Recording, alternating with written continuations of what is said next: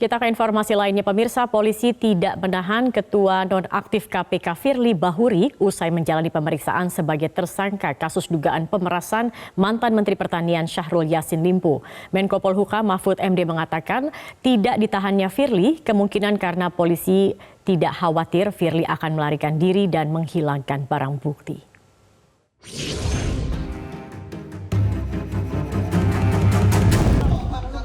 Ketua KPK nonaktif Firly Bahuri diperiksa penyidik di Bareskrim Polri selama 10 jam lamanya sebagai tersangka kasus dugaan pemerasan terhadap mantan Menteri Pertanian Syahrul Yassin Limpo. Meski begitu, kepolisian belum melakukan penahanan terhadap Firly. Firly pun memastikan akan taat hukum dan siap mengikuti seluruh proses hukum yang dilakukan kepolisian. Saya sangat taat kepada hukum, tinggi supremasi hukum, dan tentulah kita sadar bahwa negara kita adalah negara hukum, bersatu, dan bukan negara kekuasaan atau maksa. Karena itu saya sungguh berharap, mari kita ikuti proses hukum yang sedang berjalan. Menko Polhukam Mahfud MD mengatakan ada 3 alasan mengapa polisi belum juga menahan Firly meski sudah menjadi tersangka. Di antaranya, polisi tidak khawatir jika Firly akan melarikan diri atau menghilangkan barang bukti. Polri tidak ditahan itu ada 3 alasan untuk orang harus ditahan. 1, kalau dikhawatirkan mempersulit pemeriksaan. 2, mengulangi perbuatan. 3, menghilangkan barang bukti. Mungkin syarat itu sudah, mungkin polisi tidak khawatir Firly lari, tidak khawatir Firly mengulangi perbuatan, tidak khawatir Firly menghilangkan barang bukti karena sudah dikumpulkan semua. Mungkin ya, tapi itu tidak bisa ditanya ke saya, itu urusan polisi, penyidik, saya tidak boleh masuk.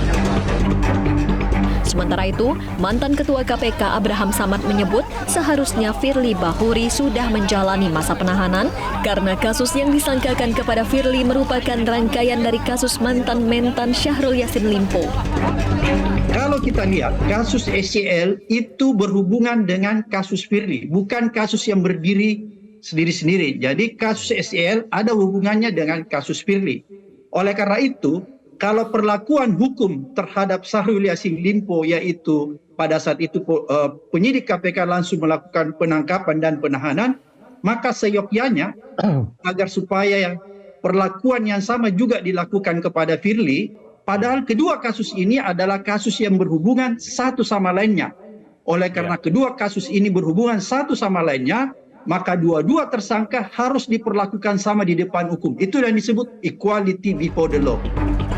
Wadir Tipikor Bareskrim Polri Kombes Pol Arif Adi Harsa dalam keterangan tertulis mengatakan Firly dicecar 40 pertanyaan seputar peristiwa pertemuan dengan Syahrul Yassin Limpo dan penerimaan hadiah atau janji. Tim Liputan Metro TV. Jelajahi cara baru mendapatkan informasi. Download Metro TV Extend sekarang.